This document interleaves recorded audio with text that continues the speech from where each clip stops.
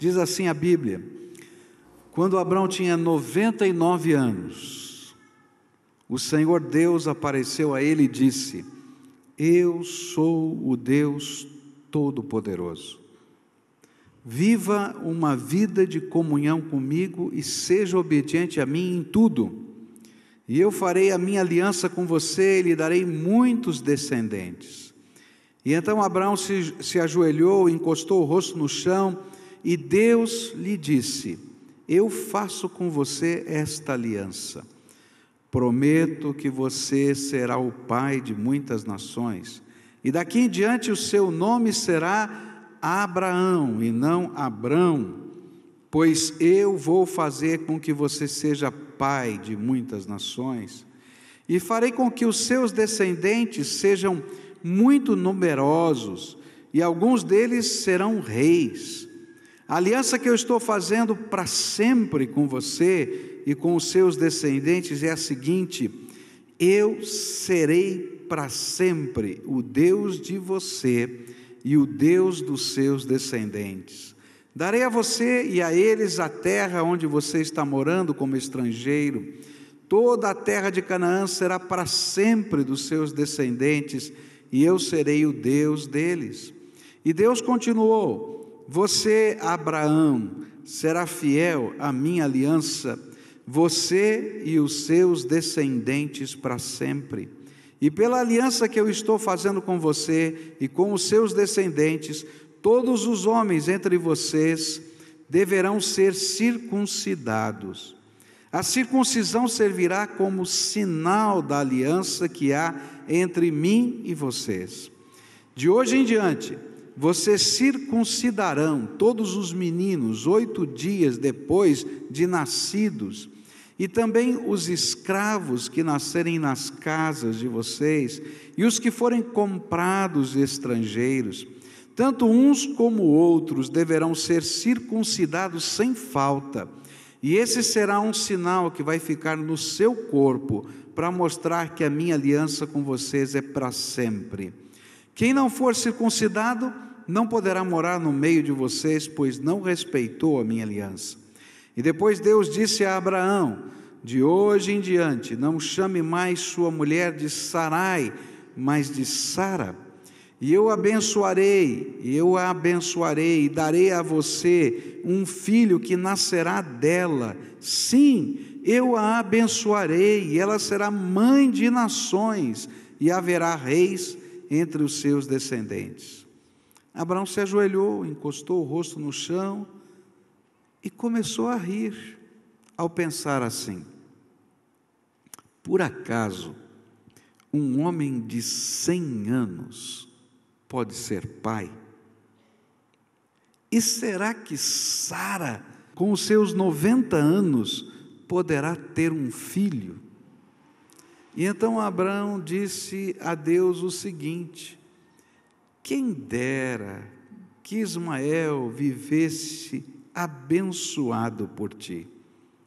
Mas Deus respondeu: o que eu disse foi que Sara, sua mulher, lhe dará um filho, e você o chamará de Isaque.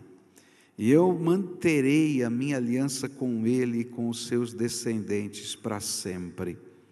Também ouvi o seu pedido a respeito de Ismael, e eu o abençoarei, e lhe darei muitos filhos e muitos descendentes, e ele será pai de 12 príncipes, e eu farei com que os descendentes dele sejam uma grande nação. Mas a minha aliança eu manterei com Isaque, o seu filho, que Sara dará à luz nesta mesma época, no ano que vem. E quando acabou de falar com Abraão, Deus subiu e o deixou.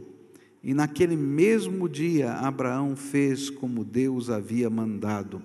E ele circuncidou o seu filho Ismael e todos os outros homens da sua casa, incluindo os escravos nascidos na sua casa e os que tinham sido comprados de estrangeiros. Abraão tinha 99 anos quando foi circuncidado, e o seu filho Ismael tinha 13. E os dois foram circuncidados no mesmo dia, e foram circuncidados também todos os escravos de Abraão, tanto os nascidos na sua casa, como os que tinham sido comprados de estrangeiros. 13 anos já haviam se passado entre o capítulo 16 e o capítulo 17. E agora, o sentimento que eu tenho ao ler esse texto é de que as coisas haviam se acalmado e uma certa conformação já tomava conta dos personagens da nossa história. Abraão tinha um filho chamado Ismael, ele não estava mais preocupado se ele teria ou não um herdeiro, não era aparentemente a promessa que Deus havia feito há 24 anos atrás, mas ele tinha um filho, ele estava feliz com isso, o menino estava crescendo, ele estava contente com isso.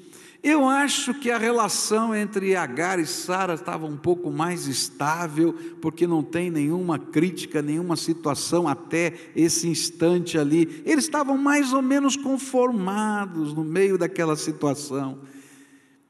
E aí Deus vem outra vez tocar nas coisas que pareciam estar calmas. E é nessa hora que Deus, ao tocar naquelas coisas, de uma maneira até incômoda, porque Ele vai remexer com tudo que parecia estar já tranquilo, Ele vai gerar novas ondas de turbulência interna no coração de Abraão, de Sara, de Agar, de Ismael, de todo mundo ali, e essas ondas de turbulência no coração, ela também teria turbulência nas relações interpessoais. E aí então Deus retoma uma questão importantíssima na Bíblia, que é a questão da aliança, do pacto que ele havia feito com Abraão. É interessante que toda a história de Abraão corre em torno de um tema. Deus tem uma aliança, Deus tem um pacto com o ser humano.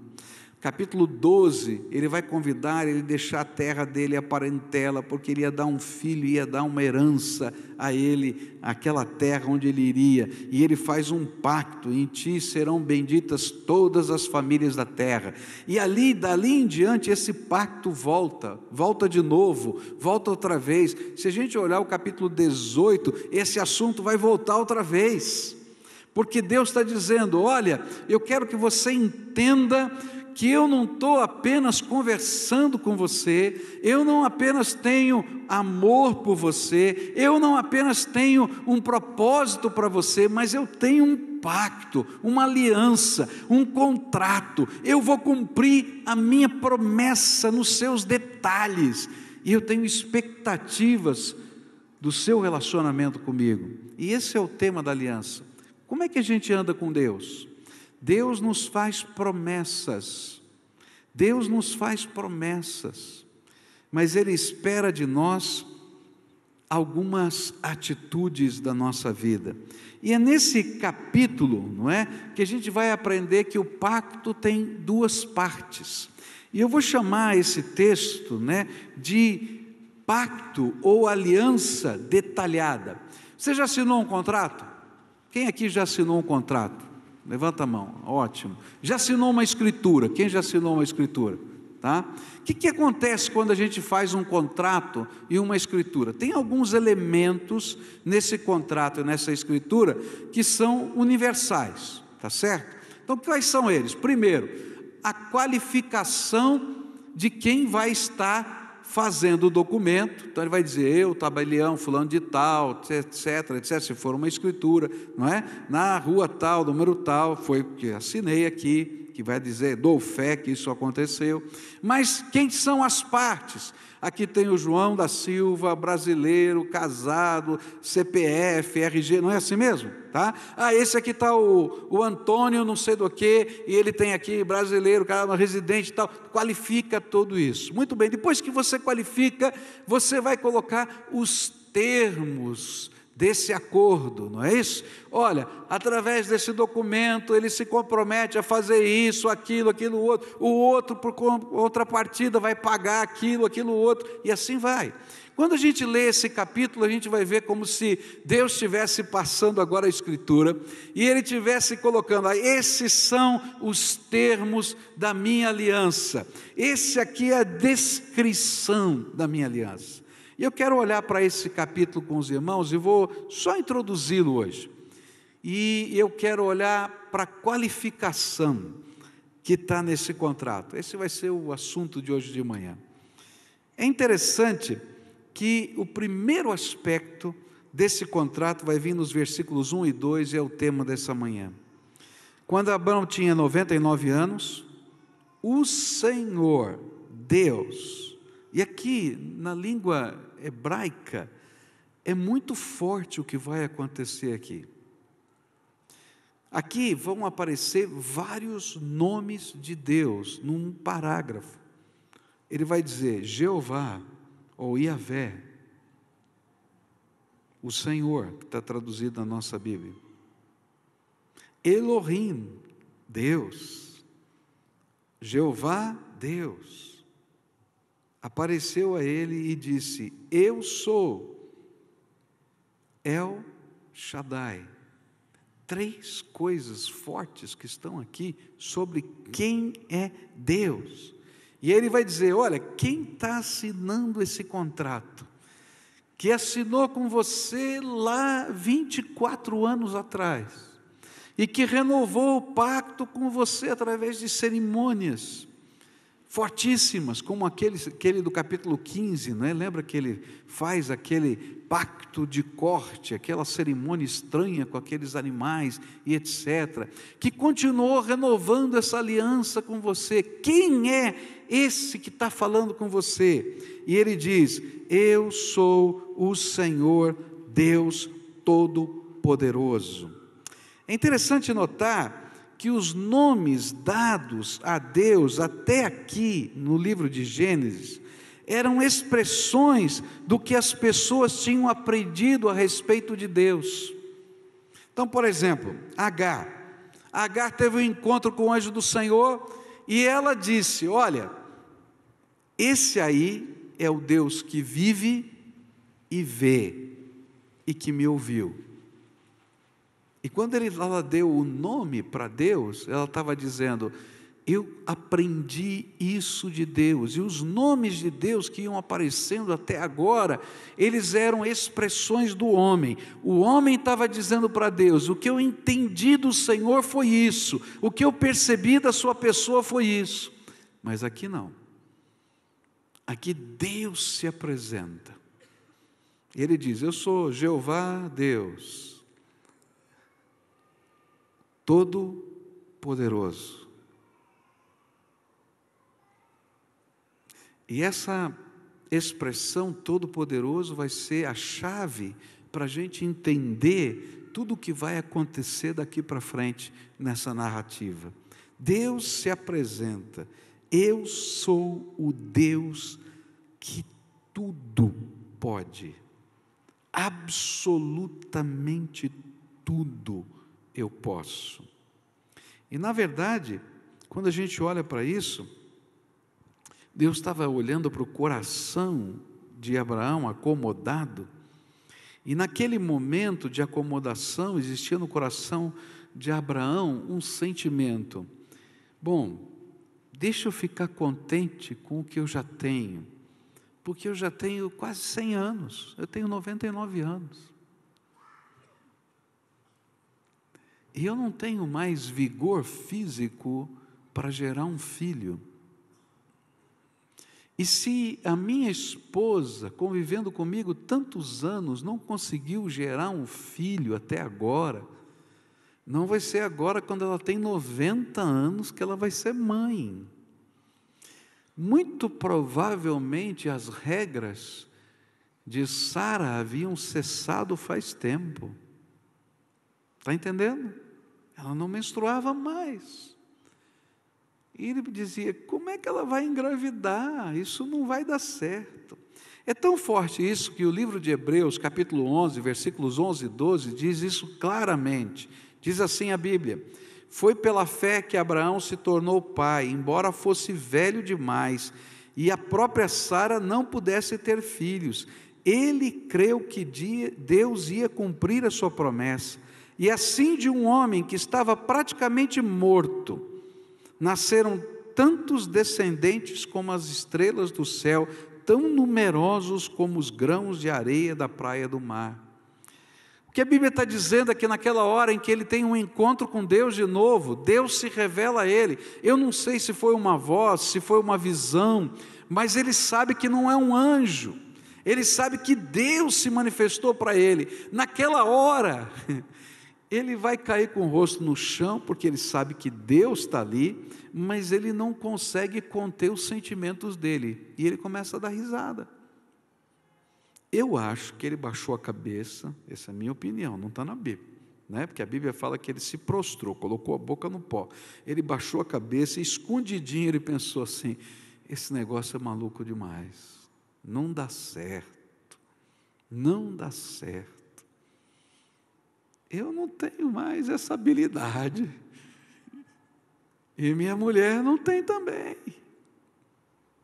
Deixa eu pensar aqui em Ismael, cuidar da minha vida, porque senão eu vou entrar naquela neura toda vez, como já estou nessa neura há 24 anos, de que ele vai me dar um filho, vai me cumprir a promessa, e esse negócio não funcionou, e ele está lutando com ele mesmo. E é tão interessante que Deus, que lê os nossos pensamentos, porque Ele é o Deus Todo-Poderoso, Ele diz assim: negativo, não é nada disso, eu tenho uma aliança com você desde lá de trás, quando você tinha 75 anos, eu tenho uma aliança com você, e vai nascer um filho de Sara daqui a 1 ano, e o nome dele vai ser Isaque, e a palavra Isaque quer dizer, ele ri. É interessante porque esse nome tem tudo a ver com aquilo que estava acontecendo com Abraão. Ele estava rindo de Deus, e ele vai dizer: pelo resto da vida, você vai olhar para Isaque e você vai dizer assim: Deus está rindo de mim. Está entendendo? Deus, Isaque era isso, Deus está rindo de mim, porque Ele é o Deus Todo-Poderoso.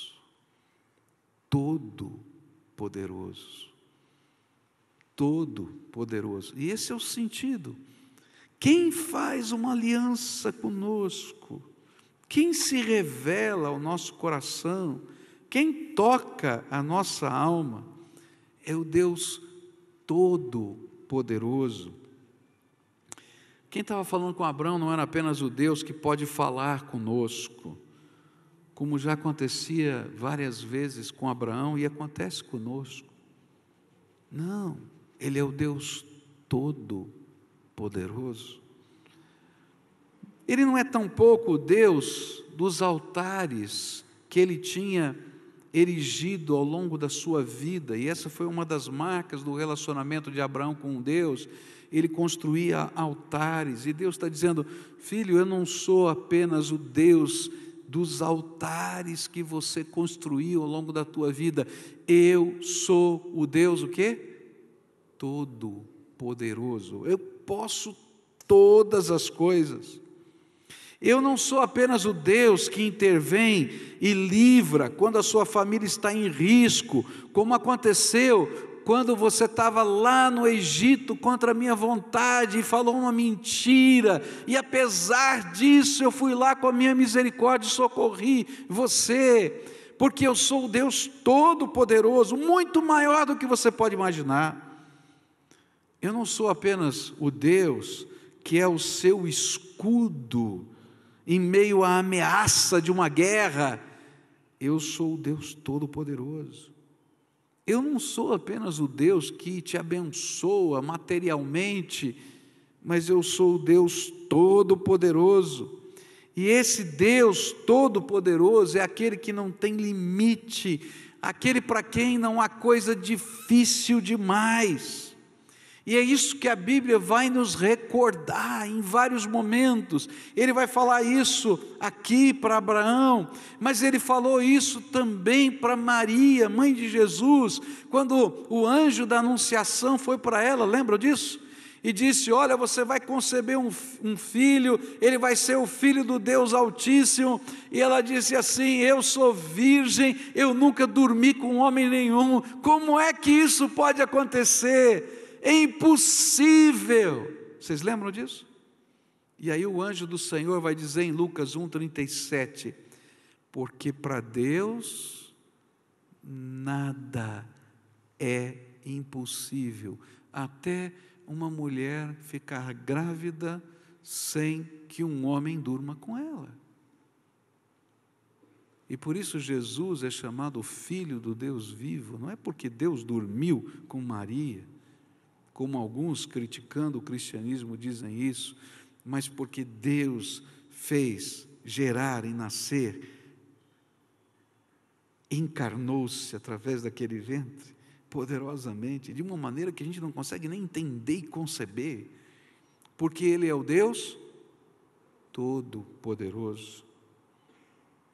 Por isso, quando os homens olharam para, os discípulos olharam para Jesus, e Ele falou que era mais fácil passar um camelo pelo fundo de uma agulha do que um rico entrar no reino dos céus, porque ele estava dizendo que o rico estava fixado na grana, e ele não tinha lugar nem tempo para adorar a Deus, porque o negócio dele é cultivar a grana.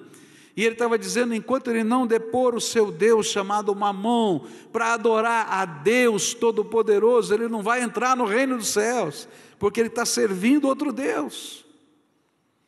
E aí então os homens, os discípulos que estavam ao lado, disseram assim: então vai ser impossível que as pessoas se convertam, porque todo mundo de alguma maneira está fixado em alguma coisa. E aí Jesus vai dizer assim: o que é impossível para os seres humanos é possível para Deus. E no capítulo 18, quando o Senhor fala com Sara, Ele vai dizer: será que para o Senhor há alguma coisa impossível?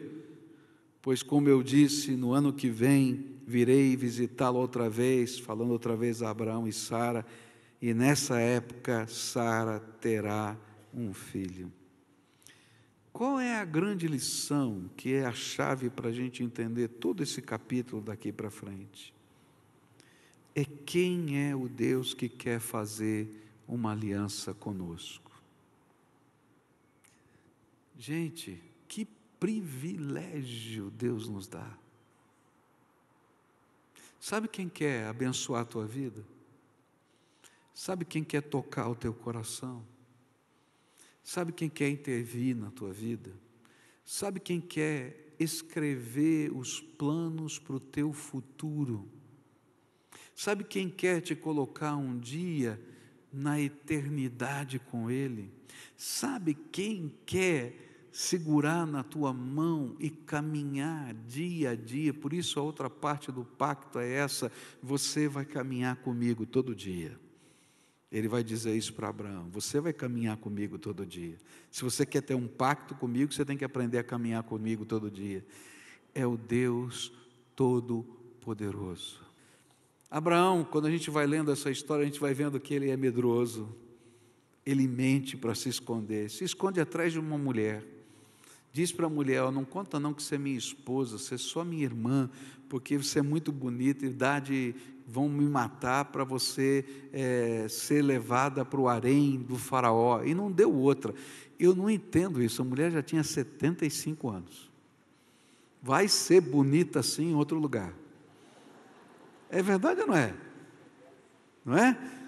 75 anos, vai ser bonita assim, olha. E ele está preocupado com essa história toda, ele fica lá enrolado, tal, aquela coisa toda.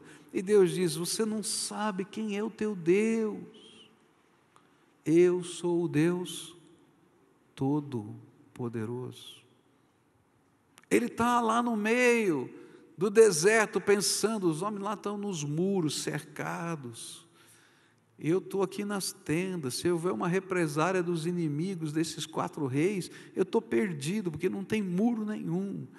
E Deus vai falar, eu sou teu escudo, mas ele não tinha entendido quem era o Deus que estava fazendo uma aliança com ele, e agora o Senhor está dizendo, será que você entendeu que eu sou o Deus Todo-Poderoso? Anda comigo, porque eu vou abençoar a tua vida, e até aquilo que parece impossível que aconteça, vai acontecer, porque eu sou o Deus Todo-Poderoso.